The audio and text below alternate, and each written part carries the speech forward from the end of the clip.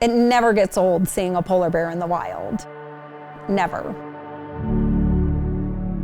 Polar bears are a really neat animal, and if you're lucky enough to be able to see one in the wild, it is a truly magical experience.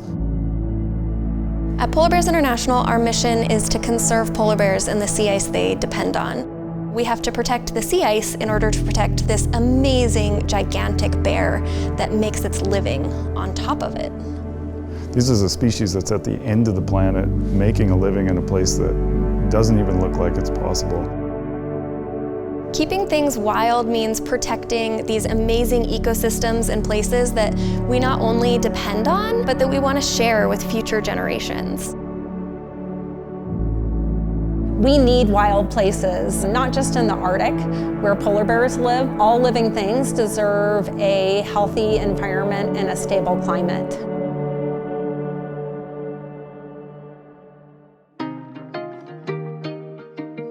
Polar Bears International is the only conservation organization that's solely focused on polar bears. Polar Bears International is a dedicated team of people that's made up of conservationists, scientists, storytellers, ambassadors, and we're all working together to secure a future for polar bears across the Arctic.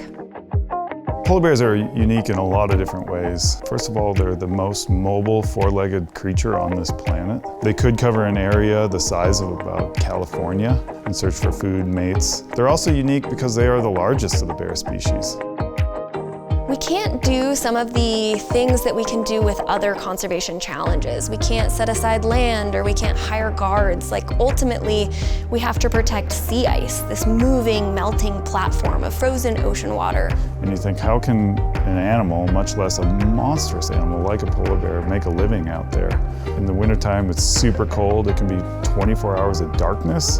In the summertime, things start to move and melt. It's a very dynamic place. You have to look beneath the sea ice. You have to look to where the ocean is and all the things that are happening underneath. And that's where the magic is in the Arctic and where the polar bears are able to make their living. They depend so much on the Arctic sea ice. It's like the soil to our forests. So on the underside of the sea ice, there's algae that grows, and that algae is the base of the Arctic food chain. So you need this tiny little microscopic algae growing on the underside of the sea ice to make the world's largest bear that walks on its surface. Sea ice is a super challenging place for us to try to go out and work on, to study them. That's where polar bears call home. That's where they prefer to live. You know, they've been able to kind of master the Arctic and really grow to be this massive species in this place that looks, at first glance, completely inhospitable. One of my most cherished moments is seeing moms and cubs. I think it can be a really emotional thing to see because you realize that it really is a fragile existence. If you want healthy polar bear populations, you have to have cubs that actually make it to adulthood.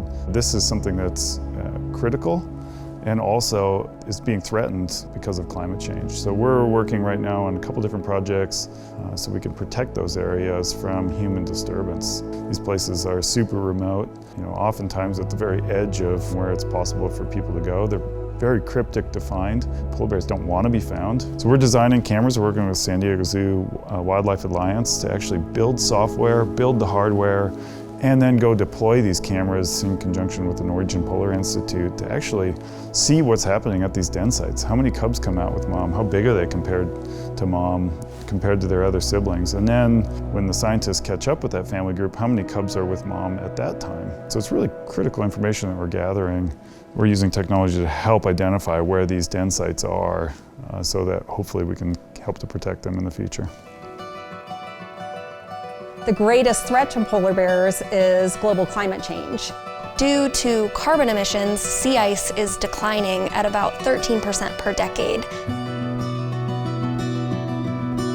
The work ahead of us is really challenging, and it takes a lot of different types of people from a lot of different sectors. We're working with academics and researchers and people in technology and people in education and moms and kids. No matter who you are, no matter where you live, whether you live in the north and you live alongside polar bears, or you're just passionate about wildlife and ecosystems, It's going to take all of us coming together to solve this conservation challenge. And one of the biggest things that we can all do is just talk about it. Talk about why we care about polar bears, about the ecosystem, about the environments where we live that we call home. It's really changes that we need to make down here through staying aware, staying educated are the only ways that we're going to be able to solve the issues facing polar bears and ultimately help not only bears but humans worldwide. Not only can we vote for elected leaders who are going to take action on climate policy, but we can also vote with our dollars, and we can do that by supporting even organizations like Kodiak Cakes that have a sustainability policy in place and are actually doing their part to engage people in conservation. I feel very driven that if we're successful in our mission, that it'll be good for all living things, including ourselves.